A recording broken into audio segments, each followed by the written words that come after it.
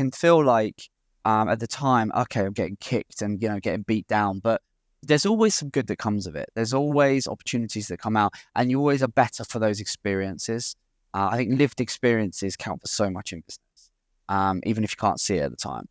This is the We Built This Business podcast. I'm your host, Daniel O'Sullivan. This is the podcast for UK business owners to share their journey, their knowledge, their sacrifices, and their successes.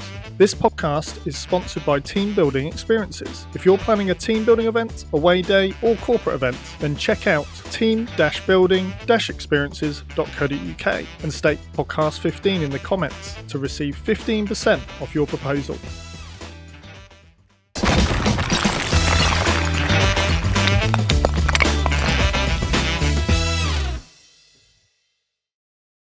Today, I'm pleased to have Aaron Rudman-Hawkins on the We Built This Business podcast, talking about the Evergreen Agency. I have followed Aaron's journey on LinkedIn over the last few years. Famous for his selfie photos, he is a regular on my LinkedIn feed. He is an expert in all aspects of digital marketing. I'd like to welcome Aaron, to the podcast. Everyone does it, don't worry. Thank you so much for having me. I really appreciate it. This is going to be good fun. Look forward to this. Likewise. So, Aaron, could you tell me about the Evergreen Agency? Where is it today? Yeah, we're a growth marketing agency. We specialize in paid search, paid social. We provide some creative services, and we provide digital strategy as well. And we do that specifically for home, garden, and lifestyle brands, particularly e-commerce. What do you do for home, garden, and lifestyle brands particularly? Yeah, we help them with their all things paid search, paid social. So if you're selling a sofa or a lawnmower, it's or anything that goes in the home, in the garden, or a product that's very tapped into a lifestyle, we help those brands to bring their products to market. So it's all your classics. We do Google advertising, we do Bing advertising, we advertise on YouTube, we advertise or help our brands advertise on Meta, TikTok. We also do some SEO strategy. And we essentially build them digital strategies that can help take their product to market and really scale them up. So typically, we don't work with many startups. They tend to be already established, already selling online, and they're looking to grow and take their brand to the next level. Fantastic. So what made you choose, because it's quite a niche, essentially, as in very specific, what made you choose that area for the Evergreen Agency? Yeah, I mean, it's only recently, so we'll get into this throughout this podcast, but that is a relatively new kind of stapling of our colours to the flag in that sector, because you're absolutely right, it is a sort of a niche. But the saying, there's riches in niches. I'm a big advocate and believer in that. And I think as agencies, as marketers, generally in business, I think it's very easy to become vanilla and kind of be a bit of an all things to all people. And I think, I've experienced that firsthand, is if you're trying to talk to everyone, effectively you're talking to no one. And we've learned that the hard way, and we've learned over the years and have had to evolve and adapt into kind of finding our place in the world and finding where we fit, because, there are thousands of agencies that do what we do, even in the UK alone. So we've had to find out the hard way and kind of through experience, okay, this works, this doesn't.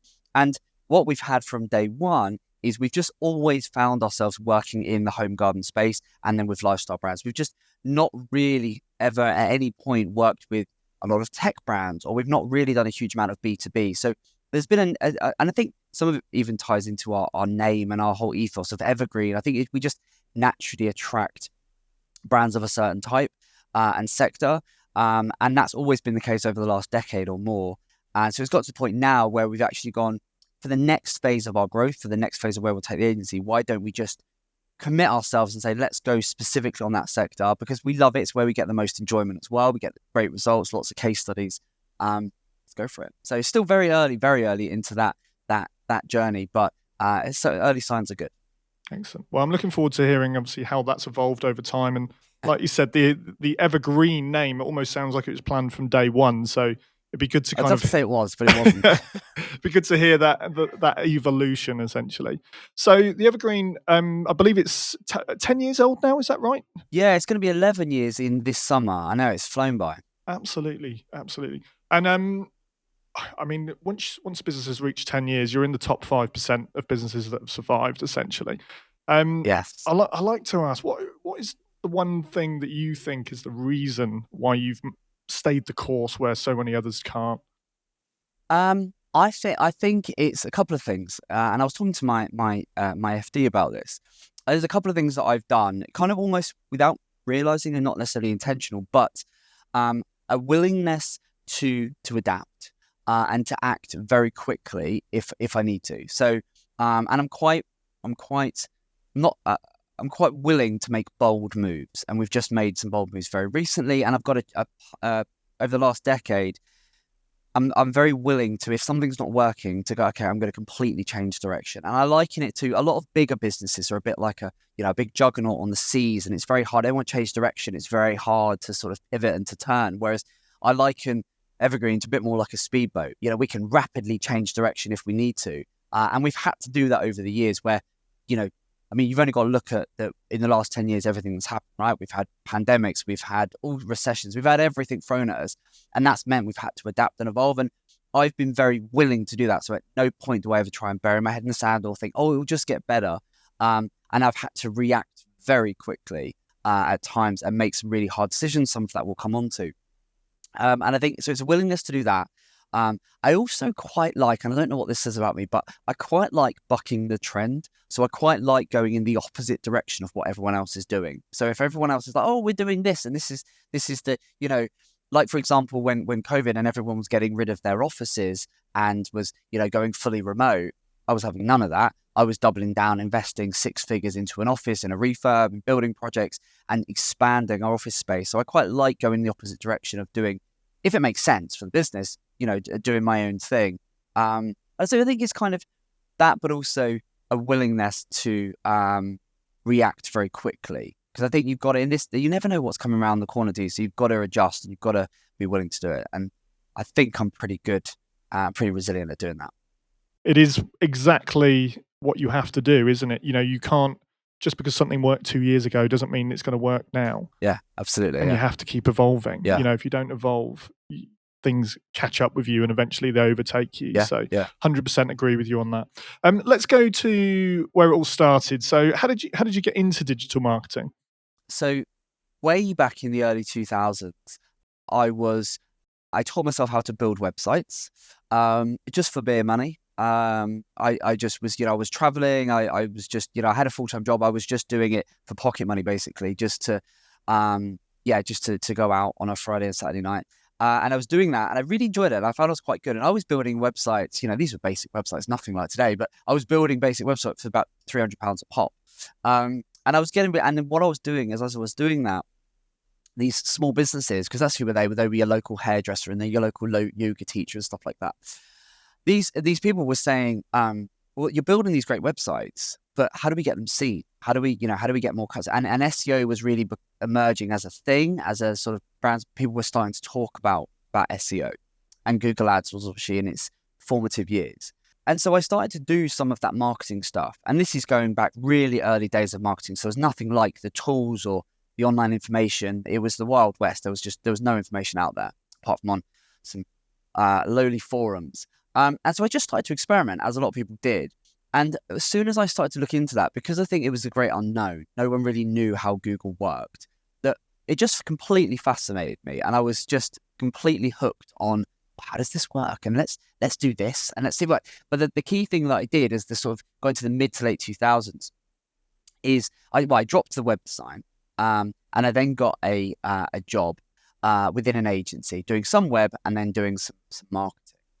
And at that time, the what was happening is Google. So I'm going into the Matt Cutts days. Was doing. He was one of the speakers for Google, and he would be publishing these webmaster videos and telling. And it became very obvious to me that with SEO, with marketing digitally, that all the spamming and the black hat techniques and all of, because you go back into the 2000s, it was a very shady world of online. It was who could spam the best won the game. And I could see that, I think, because I entered it in sort of, really 2006, 2007 is where I really started to do a lot of it. It was very obvious to me at that point that this spamming wasn't going to work. It had a shelf life. And so I started to read what Google was actually preaching and saying. And at that time, they were terrible at policing the internet. But to me, it was very obvious that is what Google going to try and do. They were going to try and police the internet. They were going to try and, they wanted to provide the world's information, make it universally accessible. I mean, that is their mission statement. They wanted to do all this stuff, but they weren't very good at doing it. And so I started to work all the small businesses that I was working on. And I was working on like £200 or £300 retainers. I was working for clients within my full-time job that were really, varying sizes. And I started to do that. And I started to work on this account, but in a very ethical way. And the term that I kept hearing time and time again, or kept reading, that was create evergreen content, to work in an evergreen way. And that really resonated with me because no one was doing it at that point. Everyone was like spamming. It was about private blog networks. It was about, there was all sorts of crazy techniques. And I started doing it in a very ethical way. And it didn't work. For 2 or 3 years, what I was doing didn't really work, but there was very little expectation on it working. And I was doing Google ads and so on. Anyway, you get to 2011 when Google started rolling out Penguin and Panda updates. That was when they got really good at policing the internet. And that's like 12, 13 years ago now. And that was then really the catalyst for essentially propelling my career into digital marketing. So sorry, that's a very long way of answering that question, but to give a bit of context. I was hooked. I was encapsulated. And that's what obviously took you on that journey into initially SEO. Yes, effectively. Yeah. Is that when you decided to break out and go on your own? Yeah, so I'd worked in a couple of agencies, moved up the ranks pretty fast because I essentially, people were like, well, this guy knows how to do this stuff, particularly as the Google algorithms started to really clamp down on the spammy techniques that had worked for however many years previous. And so I got headhunted, moved to a couple of agencies, but old habits die hard for a lot of established agencies at that time. And so they were like, well, we want to continue to do all this automation and all this spamming. And I was like, it's just not going to work. You're fighting a losing battle here. Google are guarding all the gates. They're holding all the keys. Let's just fall in line. Let's work to it. It's more work. You can't automate everything. You're going to have to, work harder. It's going to take longer, but it'll be worth it. And that fell on deaf ears. And so that was the catalyst for me going out and saying, okay, well, I'm going to go and do this myself. Had no ambition to start an agency at that point. Just wanted to go and work for myself and just frankly work in a way where I would be able to sleep at night because I felt comfortable that what I was doing was ethical and honest and transparent. That was 2013. Wow. And obviously since then, we've really seen the evolution of good content. And, it's I mean, today it's it's evolved even more, isn't it? But, yes, yeah. Back then, like you said, that was revolutionary. I mean, I built a very, very basic website in 2014 on a program called Web Plus X5, which is what you see is what you get, and that launched our first business.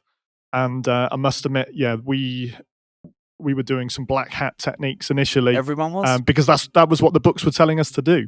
Same. We knew nothing about SEO, so me and my business partner were literally going, right, okay, this is what they say in a book, let's do that. And let's join every directory that we can find, let's do this and let's do that. Yeah. And then suddenly a year later, we weren't getting anywhere essentially. Yeah. And everyone was. Everyone was doing exactly the same. And it for me was just like, I'm not going to do that because I could just see a shelf life to it, so a little bit of a crystal ball. I could, that's not going to work.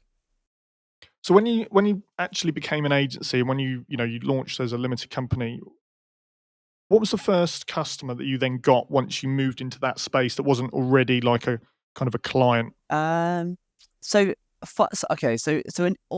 get started, it was very much all your local, it was friends of friends and the local businesses.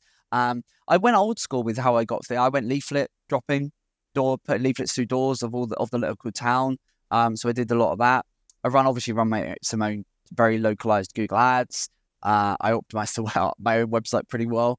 I also put a few feelers out, and I was creating really, really good content. And I had a few connections in the industry. So I had a couple of well-known names in the industry that were referring, particularly in America, that were referring business to me. So some of my first clients, weirdly, some of my biggest early clients were based in the States and based in Canada. I started to work on them because they just got referred and they have much bigger budgets. I was like a one-man band, with retainers worth thousands of pounds or thousands of dollars every month. And it was quite surreal. And then it just, you get referred to another and to another, to another. And it sort of snowballed from there. And I set myself a very modest target. I said, if I can match my previous salary as a freelance consultant, In year one, I'd be delighted, managed to do that. And then year two was if I could double it. And then year three was double it again. Then the journey began. Do you do any leaflet dropping now? I just want looking back at, I don't know if it worked. Did it work? It did work. It did work. And we kind of do, yeah. So I haven't got one with me, but we've got I do love lumpy mail, physical mail outs. I do love that. Even though we're a digital agency, I think it's a way of getting noticed. And so we did only in the start of this year, so the start of 24, we put together a newspaper. So it's about 14, 16 page newspaper, all designed. Luckily, we've got a creative director here, who's my wife as well. And she is amazing. She's a graphic designer. So she put this amazing thing. We just filled it full of news stories and tips and tricks and information that will help our target customer to grow online, improve their digital marketing. So it's basically a 16-page magazine, but printed so it looks and feels and even smells like a newspaper. And we sent that through the post to all of our target brands. So we did that. Last year, we sent out Christmas baubles to everybody. We ran a Christmas campaign and we sent baubles out to all of our thing with a QR code on it. So yeah, we try and be creative. Love that. Well, I'm a little bit in the swag market as well. So we do some branded gifts that we send out to potential clients effectively, and I think it works.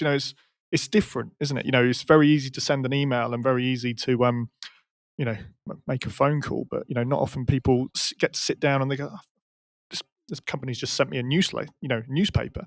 That is very, very a very good idea. Going back to, obviously you're getting more clients, you're growing the agency.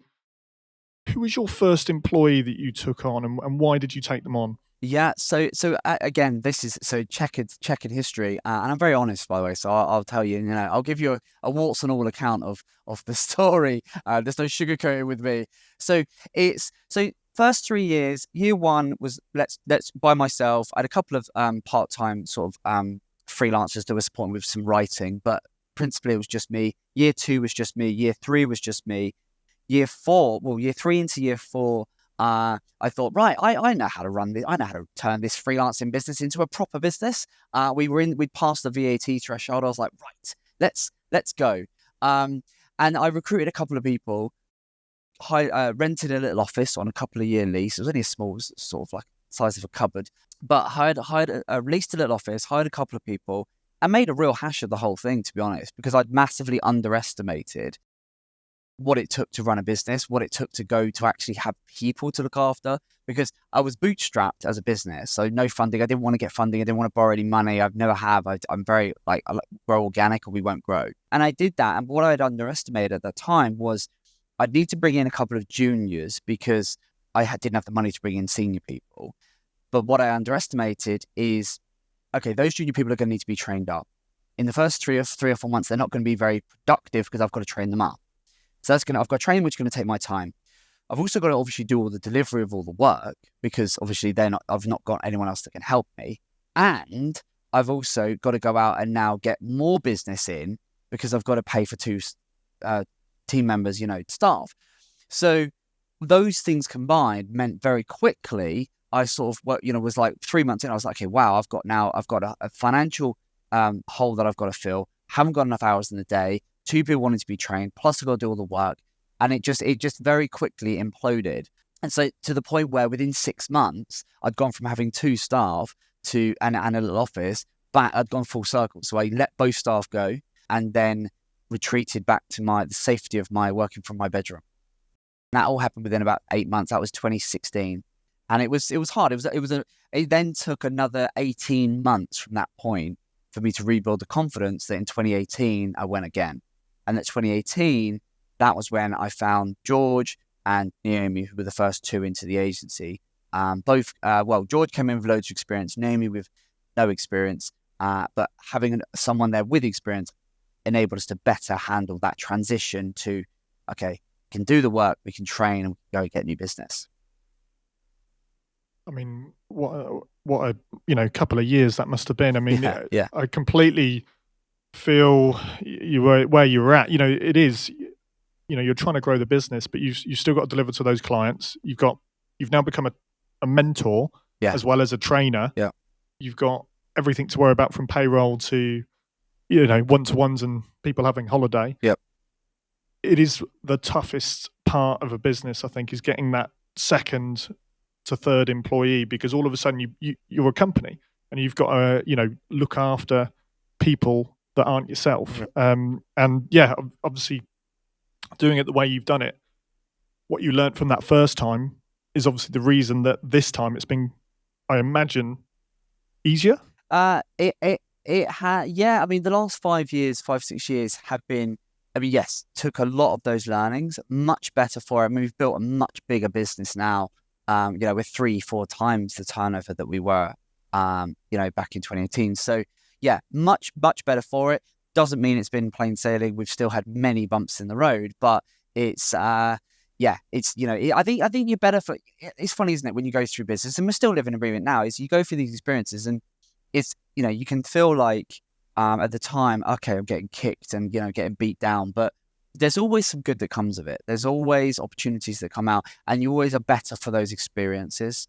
I think lived experiences count for so much in business, even if you can't see it at the time. Yeah, 100%. I mean, I'm one of those people that I love to fail in a way, as in like I love to try something and it doesn't work, because I know that I've learned a hell of a lot along the way. Absolutely. And I think the next time then you go again, you can take all those learnings, and not that it's easier, but you just have that experience and also that stress level, because I think that's one of the side of things that isn't talked about a lot, is the stress level that comes from change. And also, if you're not used to it, you've never been in that situation before. Once you've experienced it, the next time you're in that situation, it's not as stressful, because you've been through it, you've got through it before, you can do it again.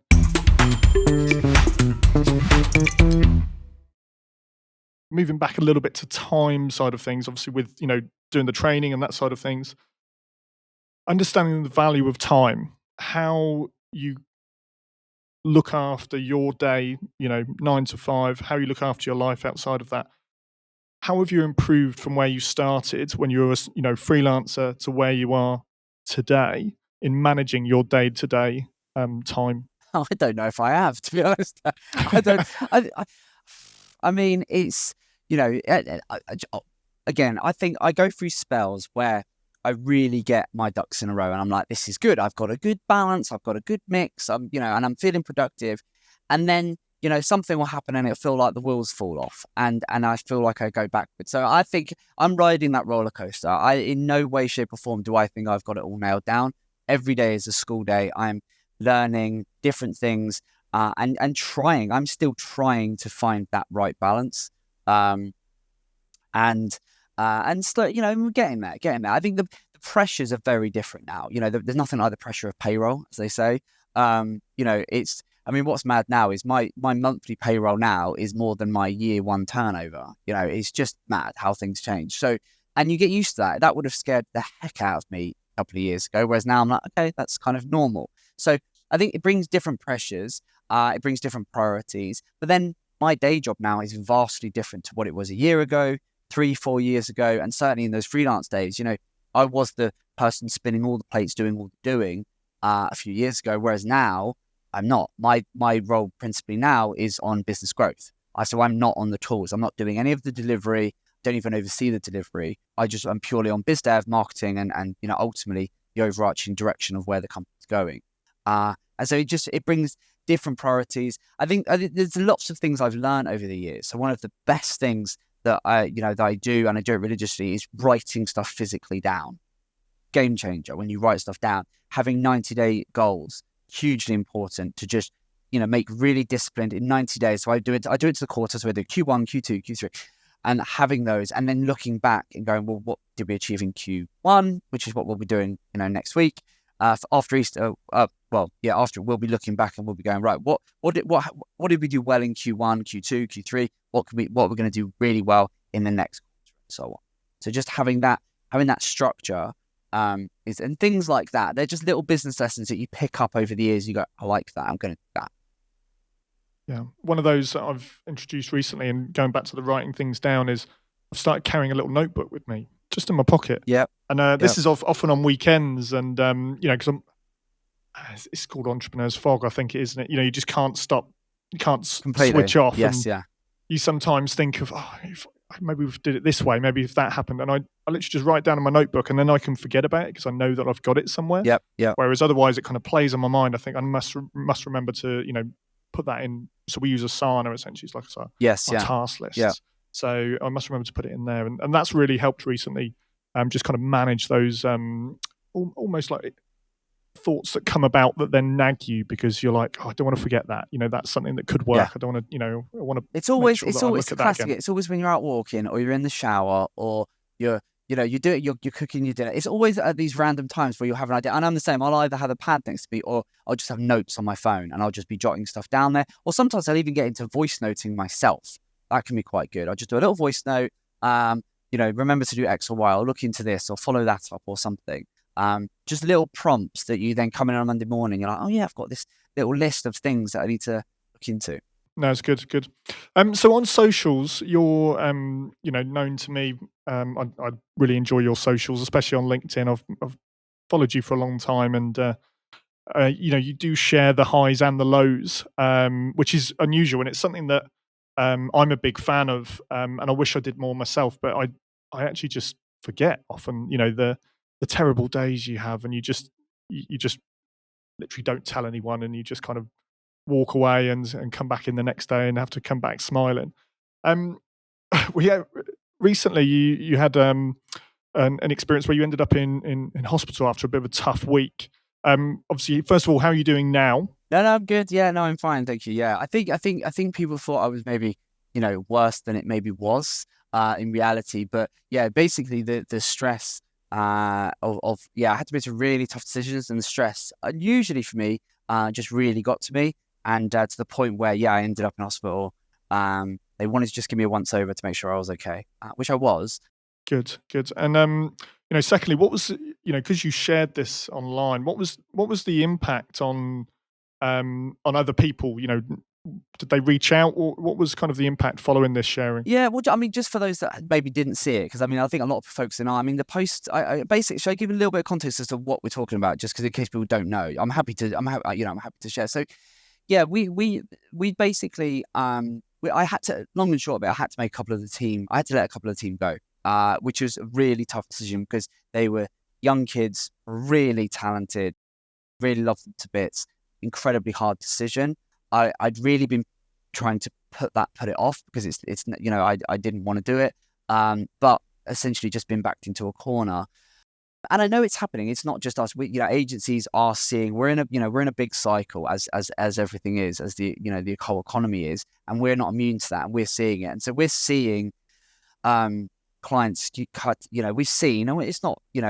There are highs and lows, but we're seeing clients rein in budgets and delay projects, and it's just because they're worried about the economy and they're feeling it. We've had they've got two wars happening in Europe right now. There's lots going on, and it's making that a lot of our products are struggling to get their products. They're stuck on the sea. They're seeing their costs rise. There's a lot of external factors, which is nothing to do with the marketing, but it's like, we need to and of course we all know marketing's first thing generally that gets the chop. Even though that's a crazy thing that happens, a lot of businesses do default to that. And so we're seeing it. I know a lot of others are seeing it, and it backed me into a corner.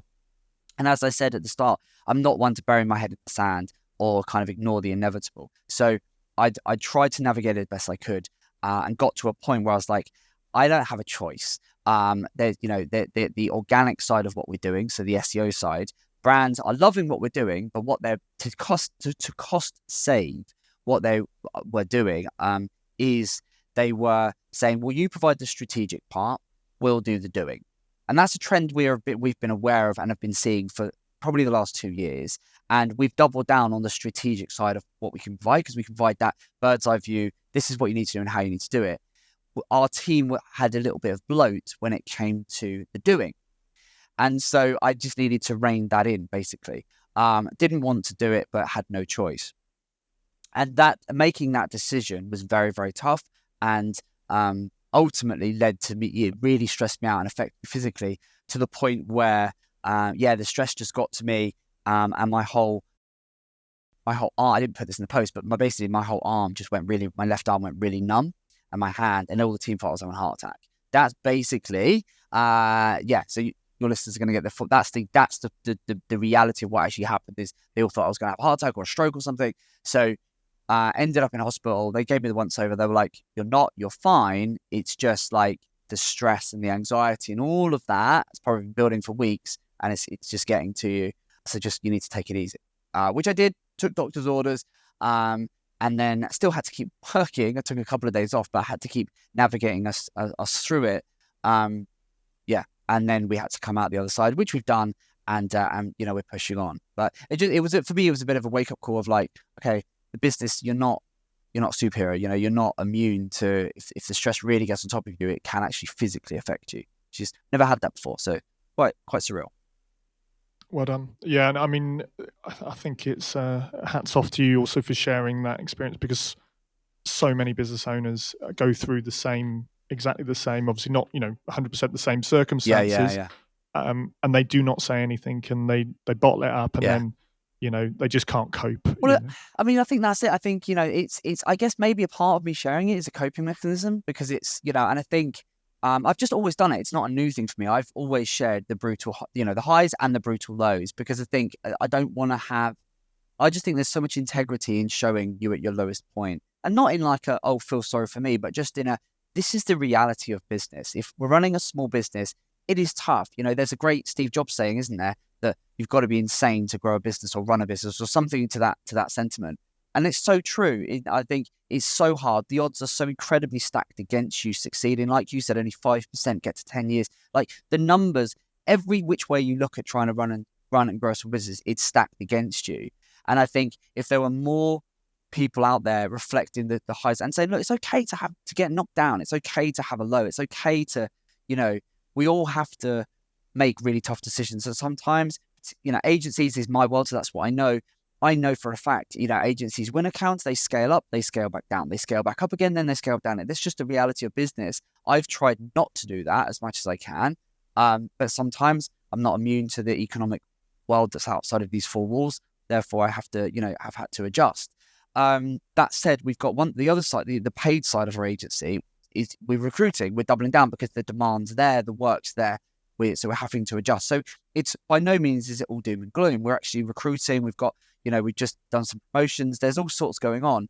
It's just there was a particular area of the business where we were like, this is not working. And the funny thing is, off the back of that post, because I put out that post and then put out a couple of other posts, the first one went absolutely nuts. I mean, I think it got hundreds and hundreds and hundreds of engagements. I think in total it had 100,000 views. I mean, it just went absolutely crazy. And I probably had close to 100 agency owners or like C-suite or kind of senior management reach out to me and send me DMs, WhatsApp messages. I mean, God knows where they all got my mobile from. But I'm in a lot of agency owner groups. But I had probably close to 100 people across that 3 or 4 day period message me. And the overriding sentiment was, well done you for sharing it, because like fair play. But also they were all reiterating that they've had to do the same.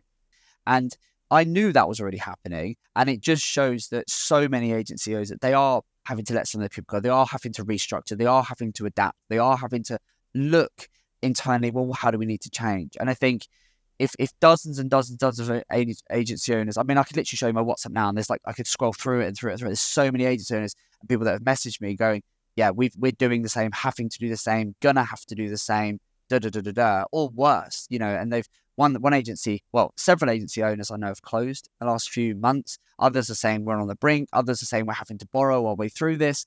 One said he's had to close an entire department down. I mean, the list just goes on. I just think not many are willing to stand up and actually go, yeah, we're having a tough time. Everyone loves to turn around and go, yeah, we're having a great time.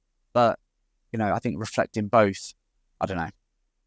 No, I think it's great. I mean, in this country, especially, with the media and everything like that, we love to build things up and build people up, and then the one thing we like to do is pull them down as soon as they're doing well.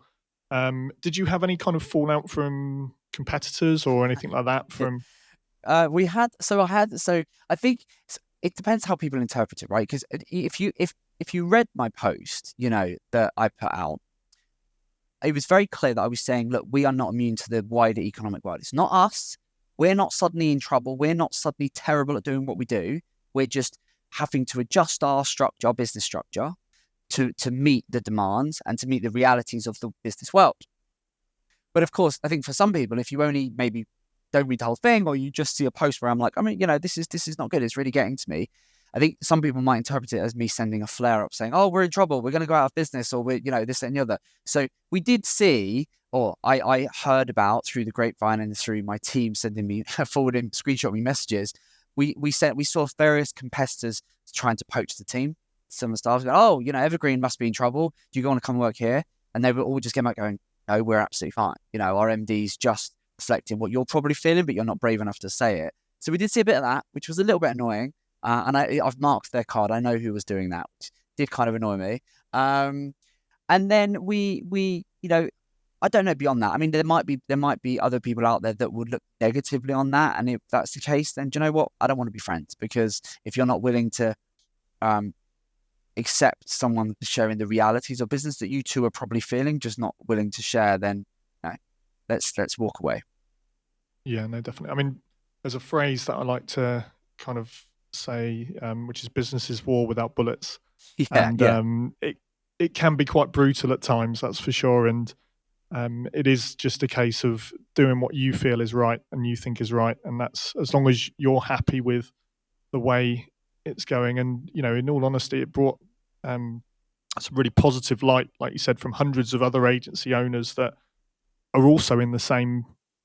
Yeah, I mean, you've only got to read all the comments. There were so many people that were going, yeah, I can, this is us. I can relate to this. It was, I think the outpouring. I think that's why if you ever have a post go viral or really kick, it's because it's resonating with a lot of people.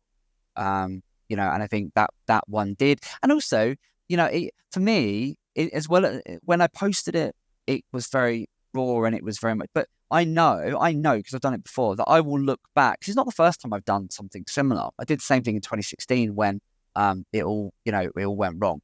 I know I'll look back on that post in 6 months, in a year, in 2 years, and be really proud of being able to sharing at the lows. And also, there's a part of those looking on from afar. Everyone loves a bit of an underdog story. Everyone loves a turnaround. And there's never been a doubt in my mind that we'll come through this. We'll navigate through it. We'll be that speedboat. We'll adjust, and so on. And we'll come out and we'll be bigger and better for it. And I'll have learned and through that experience. And it'll just form part of the narrative. And I'll be up on stages. I'll be doing podcasts. I'll be speaking. And be able to tell that story and say, yeah, I shared the brutal reality at our lowest, as well as all the good things, and I didn't put I didn't view it through an Instagram live type thing. Yeah, I love that. So the Evergreen Agency has had to reinvent itself over the years. And, from my awareness of the Evergreen, I originally come across you guys as the Evergreen SEO agency, I believe. That's it, Evergreen SEO. We've gone for a few iterations, yeah. So you've talked about how, you've made some big decisions and, pivoted depending on, market changes. How have you made kind of come to terms with those decisions? Is it something you do alone? Do you discuss with kind of your senior team? How does it kind of come about that you then go, right, that's it, that's where we're going to go? Yeah, it's a great question. It's always an open forum. So I definitely like to bounce ideas off the team. And not just the senior team, but we're in a small agency. So the whole team, I like to get everyone's, just everyone, hey, here's the ideas. We get in this very room. I'm in our boardroom at the moment. And I like to just get people around a table and just thrash through ideas and options and avenues we could explore. I think there's real merit in doing that. And you're absolutely right. We have gone through a few iterations and a few changes. So we started off as Evergreen SEO because I was really just doing SEO at that point. This is 2013, 2014. We then moved into Evergreen Digital, where again, that was where we started to do more of the paid side. Then we became the Evergreen Agency in 2015. And that's what we've been for pretty much the last decade, is the Evergreen Agency. But even within that, we've gone through a few iterations, and it's just as we've matured as a business. So our foundation, was built in working with small businesses. So your local, bricks and mortar, be your local accountants, your local law firms, your local yoga teachers, those kind of businesses. And we did really well at that. We had lots of clients, and we did that for 3 or 4 years. When we came out of, and then in COVID, we obviously saw an increase in the e-commerce demand because obviously everything went online, everything went e-retail. So we rode that wave as well. Then what we wanted to do as a brand, so in 2022 into 2023, we wanted to move up the food chain. We wanted to work with bigger brands. So I wanted to work with fewer clients, but bigger clients. And I wanted to start to move from small businesses to brands, particularly e-commerce, so brands that were transacting online. And so we wanted to make that transition. And so we at the beginning of 2023, we set our stall out and we said, we're going to position ourselves as e-commerce specialists, knowing that, again, still very home garden lifestyle, but we wanted to work with more. And so we started to mix in different circles. So I'll give you a practical example. I stopped meeting up doing the local business networking that you do. You're getting out in the local networking groups. I stopped doing that and I replaced that with more so I was in London every 5 minutes. So it was more e-commerce kind of circles and more brand circles because I wanted us to move up the food chain. Now we did that spectacularly well from back in the 22 over about an 18-month period. We did that really, really well. We rode the 2023 was a tough year for a lot of agencies. I think we did fairly well, and we managed to more than double our average client spend. So to give you an example, we had. So if you look at 2021, 2022, our average client spend, we work on retainers, was about 30 to 50K on average. A client would spend with us across the year. So if you look at that, it's anything from sort of 3K up to maybe 5-6K a month would be on a retained basis. For that, we'd provide a suite of services and we would grow their businesses. And we'd have brands working with us, anything from turnover from $500,000 to $1 million up to about 30 million. So we're not working with huge corporates. We're working with established SMEs for the most part, mostly e-com brands. And again, particularly within the home garden lifestyle space. That's what we were doing. Now, you skip forward to up until last year, we'd more than doubled that. So our average client retainer was 6 figures. And that's a quantum leap to make as an agency. Very intentional. We set out to do it and we did it very, very well. And as part of that, what we saw tremendous demand for the paid side. So paid search, paid social. We saw huge demand for those services.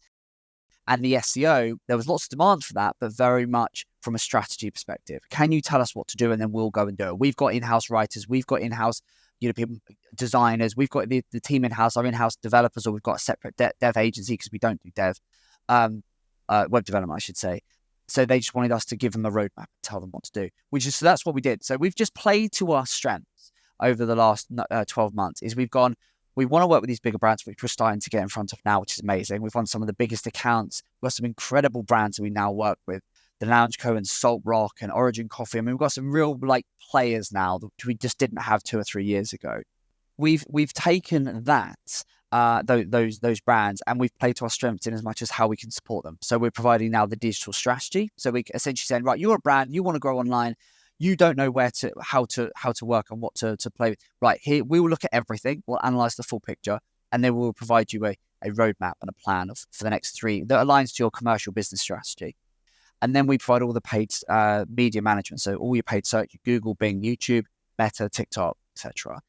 And then off the demand of the clients, where we've seen the gaps, we have doubled down on creative services. So we've just introduced a new for 2024. We've introduced a suite of creative services, which includes video production, video editing, motion graphics, graphic design, and product photography. That stuff we've never done before 20. But it's one of the areas of the business we've been doubling down on. So we brought additional people in to be able to provide that as a service, because we recognized that the brands go, I'd love to be on TikTok. I'd love to do more with our Meta ads, and I'd love to go on YouTube. But frankly, I haven't got the ability to do that, create that sort of content that I'm going to need. I am completely on board with you on that. I mean, video content is everything now. Hence why we're on a video podcast as well, I guess. Yeah, exactly that. I guess that also started with your YouTube channel as well, the Evergreen Agency, which, did you launch that about summer of last year? Am I right in saying that? We relaunched it then, yeah. We've had the channel since about 20, so another failure. Littered with failures. Or learning curve. No, exactly. Littered with the learning curves, exactly that. So again, in 2015, I hatched this idea. Everyone was creating courses, like video training courses.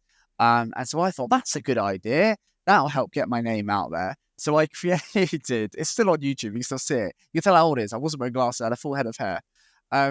But I created a training course for small businesses. It's about 30 SEO lessons. Originally, I created the thing, I was going to sell it. I was going to package this thing up and go, you're a small business, pay us a nominal fee, and then I will walk you through all facets of how you can improve your SEO, all very organic. I mean, what I cover in that course still stacks up almost a decade later. It's amazing.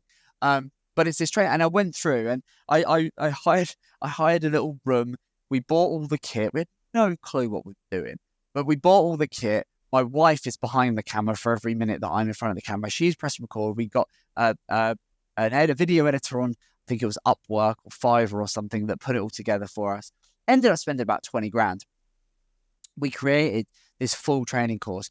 We put it out to market and we pretty much covered our costs, but we sold a bunch of times. But what the overarching feedback I got was people would watch the first episode or two and go, yeah, this is really good. It's really good. You know what you're doing. It's a lot of bloody work though. Can I pay you 500 quid a month and you can go and do it? So I hadn't done enough market research to understand that was going to happen. But it was good. That actually ended up giving us quite a few clients, small business clients back in 2016, 2017. So yeah, we ended up doing that. So that was when the YouTube channel first launched. Then didn't really publish anything on it because I was too busy focused on obviously running the business, and then LinkedIn became my social channel of choice. But then, yes, so then in last year, we sort of soft launched the channel, started to create some films, again, just educational pieces, had a lot of fun with it. And through doing that in 2023, that was one of the things where we thought we got an opportunity here to actually double down, not just for ourselves, but for clients to actually provide a suite. So that's why I've brought in an in-house videographer now. So we're just now in the process of putting out much better quality content and doing all sorts of fun things. Excellent. I mean, I've been watching it since the relaunch. I think you must have put it on your LinkedIn, I guess. Yeah, exactly. There's probably about 100 videos now. Yeah, and it's really good content. Now, I've recommended our marketing team to watch videos.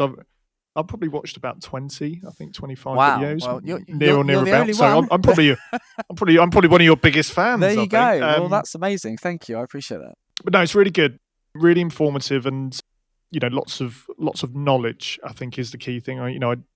There's a lot of fluff out there, and then it's like, and then come work with us. As in, if you want to know more. Yeah. Whereas what I like about it is it's raw. It is what it is. It's telling people good, relevant information, and that's when you're time poor, that's what you're looking for, isn't it? And I don't get involved too much with the marketing side of things, but I still want to know what's going on out there, and I still like to kind of not be ahead of trends, but as in like what are other marketing agencies telling about and talking about what's the future.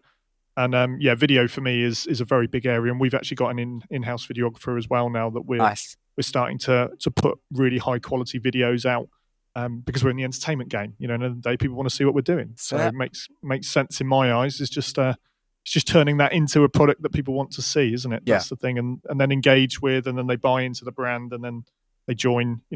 And it may be, again, going back to leverage time, maybe 1, 2, 3 years time. Someone who's been watching that content suddenly comes in and goes, do you know what? Let's do this. And you're like, who are you? And you're like, oh yeah, I've been watching you for a few years, and I kind of feel like I already know you, and I trust you, and it's building that authority side of things. So yeah, really, really, I recommend going over to the Evergreen Agency YouTube channel. Check it out. Really good watch. Thank you, mate. Appreciate that. So AI, I'm sure you are probably bored of talking about it, but has it had much impact? It's a little bit of an impact. I think I'm treating AI with kid gloves, so I'm cautiously optimistic, and we're experimenting with it. We certainly haven't jumped in to AI with both feet, as I know some agencies have. We're using it to assist rather than replace, and I think that's the sensible way to approach it. So our content team are playing with ChatGPT, for example. I mean, a lot of what we already do when it comes to process and systems and ways of working is already leveraging AI in one form or another. So it's not really a new thing. It's not as if, it's a whole new thing and we've got this whole new suite. Yes, the tools have advanced massively, and there are so many that we don't even know of. We've not had the time to experiment with yet. But we're certainly we're curious. I would say we're curious, and we're experimenting with, well, what role does this play, and where would this sit, and what will work for us, and we're experimenting with it. But yeah, I certainly haven't gone in and we haven't replaced anyone on the team. Gone, oh well, we can have AI do that, or we can, we haven't. I don't. If I think of our process, the ways we work, we haven't fundamentally changed anything. I would just say we've made efficiencies and saved some time with, say, research, or with putting certain things together, or for reviewing data and stuff like that. There's some very clever stuff it can do. Very, very clever stuff. Yeah, I think it's a bit like when the internet was first created for me. I'm like, don't really understand it just yet. Yeah. So, we're touching base with it, we're looking into it, but how we can utilize it, we're not too sure on at the moment. Obviously, it will evolve again over time, and we use a lot of pre-built packages like HubSpot. Yeah. And those CRM systems are then slowly bringing in their own AI add-ons. Yes, yeah. I think everyone's doing that, aren't they? So I think that's just, I think the whole industry is everyone is figuring out, well, what role does this play? And we're seeing almost on a weekly basis now, we're seeing new innovations coming out and new add-ons. And I mean, literally just this very week, we've had a new one of something that we use. They've now got this AI feature, and I go, well, what is that doing, and how do we leverage that, and how do we use that? So yeah, we're experimenting, but I think the whole industry is just, I should say, it's very much like when the internet first came out, or even in marketing world, we've had to do the same with getting used to GA4, which is the new Google Analytics way of tracking traffic. There's been lots of innovation. Before that, we had Performance Max roll out within Google Ads. There's new innovation that's being rolled out that just takes a little bit of time to kind of go, okay, well, where does this sit in our tech stack, and how do we want to utilize it? Yeah, I think it's going to be an interesting year.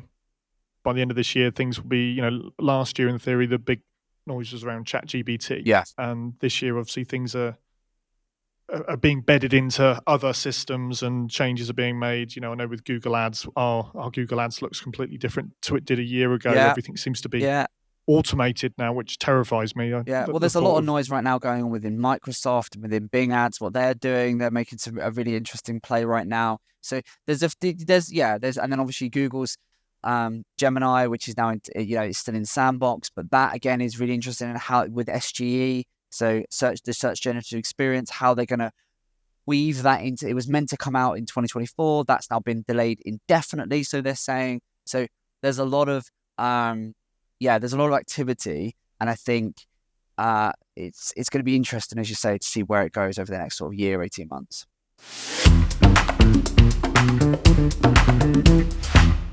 Looking forward to the future now. Obviously, AI is very future-led.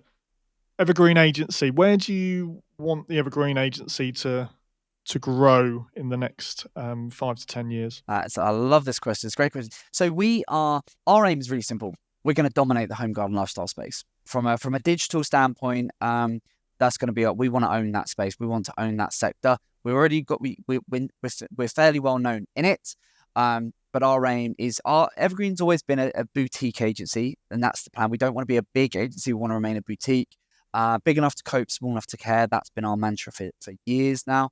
But the aim is for us to have the most expertise, the best talent, and the right offering that provides everything. That if you're a home garden lifestyle brand and you want to grow online, we can support you through that. We can provide the strategy.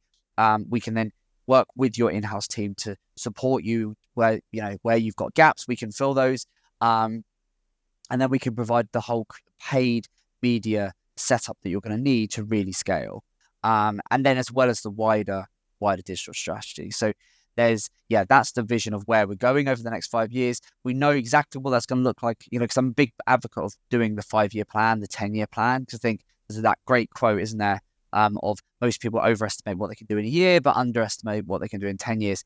Massive believer in that. So we don't really make 1-year plans. We look at 10-year plans, then we chop it in half and go, that's a 5-year plan. Exactly what does that look and feel like? And then we reverse engineer that back to the point where I know exactly what we know. I know exactly. I had a meeting with my senior leadership team yesterday to go, right, for the next quarter, what are the deliverables? What are things we must achieve in the next quarter to make sure that we remain on track? And we do that. I love that clarity. Not many people have that clarity of mind to be able to quickly answer straight away. This is where we want to be in the next 5 to 10 years. And that's, I mean, once you've got a goal to aim for, it's much, much easier, like you said, over 10 years to work your way gradually towards it, because everything takes a lot longer than you think. This is the podcast, obviously, for a lot of small business owners, people that are looking to, either grow their business or set up as a business. What piece of advice would you give someone who's looking to start a business in 2024? I think a couple of things. So I think first thing is exactly that. I think it's start with the end in mind. So what does the business look like? And 10 years can feel like a long time away. So even just 5 years. In 5 years, and again, write this down. So get a pen and paper and write down, you in 5 years, what exactly does your business look and feel like? Like, literally, what are you doing day to day? How many people do you employ? What's your turnover? What's your profitability? What does the business look and feel like? How many locations are you? What's the setup? How's it working? Just really trying to envision what that is going to be when in 5 years from now. Because it's funny when you do that, things have a funny way of just working out. Because it's very easy to be busy full and just doing every day and not actually have clarity on why you're doing it and where you're going. So I think that's the first thing, is really be clear on where you're going. I think the second thing is something that I've always been fortunate enough to have is I think it's so hard to run and grow a small business that to give you that resilience, I think you've just got to make sure that whatever it is you end up doing, you have to be passionate about it. You have to love it. Because I think if you don't, you won't have the sticking power. You won't have the resilience. When you get knocked down, which will happen time and time and time again, you need to, just make sure that you just have a genuine love. You get up in the morning, you go, do you know what? It doesn't matter, because if I get knocked down, I still love my craft. I love what I do. And I'm fortunate enough to say that I genuinely love what I do, always have. And that gives you that thick skin. It gives you the ability to, that bounce back ability is really important. So that would be the second thing. And then the third and final thing, I think, and this is not my idea, this is someone I follow talks about this a lot, is you become the average of the 5 people that you spend your most time with. And when you're starting out, or when you're in the early stages and throughout your business journey, you want to try and surround yourself with the people that are 5 steps ahead of you or 10 steps ahead of you. And that can be hard to do, but even if you just follow their content, or you keep an eye on them on socials or whatever, just their mindset and their experience. If you find people that are sharing content, and there's loads of people that do this now, depending on your industry, but if you can find people that you would look up to as your peers and go, I'd love to be like them one day, and you can try and emulate that. If you can just immerse yourself, ideally physically, so someone you get to know, like, trust, and you actually, can bounce ideas off them. But failing that, someone you can admire and learn from afar, I think that is huge, because most of us, if we're trying to run a business, our friends, our family won't really get it. When we go in and go, it's so hard, they'll just go and get another job then, just go and they don't get it. Whereas if you've got that entrepreneurial bug, you need to surround yourself with other entrepreneurial minds. And that's something I've had to learn, because my immediate family, my friends, there's not really any entrepreneurial spirit there. So I have to make a point of trying to surround myself, both in person and online, with people that I go, yes, that's the energy, that's the mindset that I need. And it washes over me. And I think that's a really important thing, particularly when you're getting going, because you'll get knocked back and you need to engage with others to go, yeah, they've been there as well. It's not just me. Yeah, I think that's 3 really, really good takeaways there. Now, listening to others and obviously watching others, have you got any recommendations for people that you particularly listen to or watch that would be good for others to maybe tap into? Yeah, I mean, I follow lots of people industry specific. So that in marketing world, there's lots of people that I would look up to that are experts at their discipline. And some would be running bigger businesses, some would be senior people at these companies, others would just be freelancers. So technically on paper smaller than we are, but they're a true expert at what they do. And I really admire and respect them as experts. And so I will get to know them. I've got loads of people on LinkedIn that I just look at and go, you're incredible, and we bounce ideas off each other. So I think that's really important. I think there's lots of people that I go to that are my peers, so it would be effectively my competition. I think that's the other thing as well, is a lot of people, you can feel very intimidating, think I'm going to go reach out to my competitors. Do that, because if your competitors, some will be very guarded and won't want it, but you'll be amazed the amount of people that are on paper your competitors, but they'll be more than happy to have a coffee and to shoot the breeze and to trade war stories. And that's something I've learned and been frequently amazed at. I've got WhatsApp groups with my direct competitors in, and yet we'll just trade ideas. Oh, how are you getting around this? Are you feeling this? Or yet? That's amazing. And then in terms of specifically, I mean, the one person that I follow religiously in the business space is James Sinclair. He's a serial entrepreneur. I know you know him, and he is amazing. I just love his mentality. If you could bottle his mentality, we'd all be set.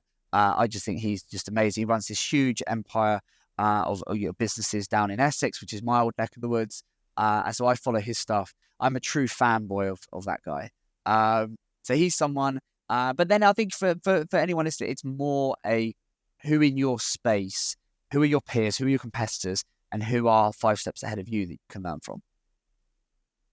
Great. Yeah, and we actually ran an event for James Sinclair about a year ago. So we went down there and went to Marsh Farm and amazing. put on an event for some of his team and met some of his senior team.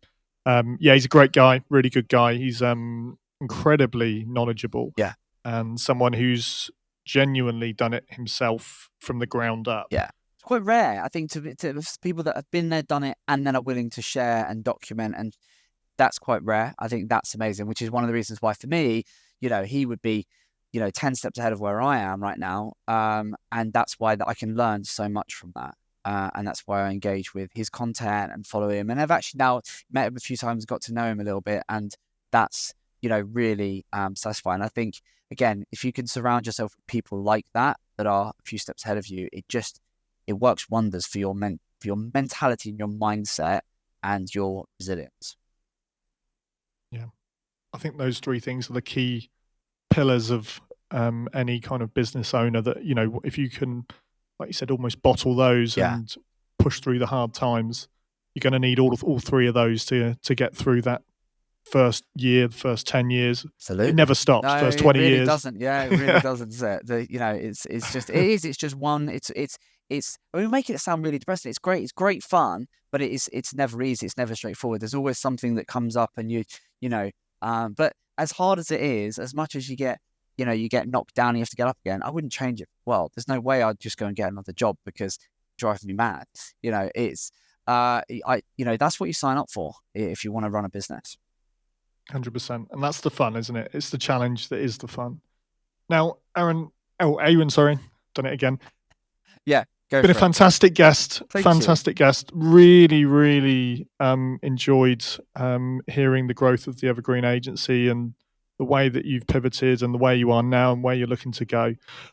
People that have listened to this podcast, where can they go to obviously find out more information about yourself and also the Evergreen Agency? Yeah, so I mean, our website is theevergreenagency.co.uk. That's the website. We are on YouTube. We're obviously on LinkedIn. I'm all over that. I've just gone onto Instagram. It's a funny thing. I signed up for an Instagram account in 2016 and then quite literally got distracted by LinkedIn and never went back to it, never posted, never put my profile. So I've just gone into Instagram. I think I have like 10 followers right now. I've just gone into Instagram.